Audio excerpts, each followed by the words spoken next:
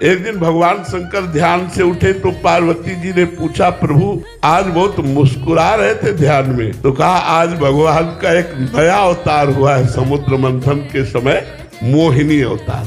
मैं उस मोहिनी अवतार के रूप का दर्शन कर रहा था, इसलिए मुस्कुरा रहा था। पार्वती जी ने कहा चलो हमको दर्शन कराओ। बोले इसके लिए तो भगवान के धाम चलना पड़ेगा, भगवान श्री हरि के धाम। पार्वती जी ने कहा चलो। भगवत पार्षद नंदिकेश्वर आदि के साथ भगवान देवाधिदेव महादेव पार्वती के साथ भगवान के क्षीर समुद्र में पहुंचे। भगवान ने उठकर स्वागत किया। देवाधिदेव महादेव जब हरि से पूछो तो ये उनके गुरु है, उनसे पूछो तो ये उनके गुरु है। दोनों परस्पर एक दूसरे को आराध्य देव मानते हैं।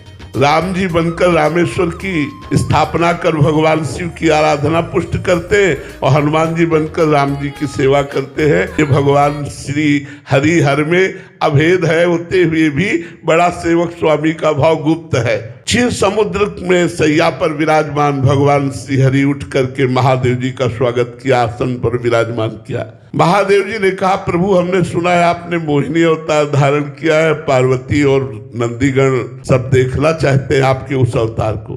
भगवान ने कहा उस अवतार को देखने की बात मत करो, वो तो हमने असुरों को मोहित करके अमृत लेने के लिए धारण किया था, वो योगियों के लिए नहीं है। भगवान शिव ने हठ किया। इतने में भगवान श्री हरि अंतर ध्यान नेत्र चकाचौंध हुए कि किधर भगवान, उधर देखा कि एक 16 वर्ष की ऐसा स्वरूप भगवान का मोहिनी रूप। भगवान शिव खड़े हो गए और भगवान हरिले जी मुस्कुरा कर कटाक्ष मारा तो दौड़ पड़े। आगे आगे मोहिनी भगवान, पीछे पीछे देवाधिदेव महादेव।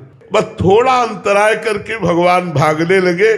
जो बड़े बड़े पद्मासन लगाए बैठे थे उनको इशारे से दिखाते जाते, देख लो मेरे इस रूप का महत्व।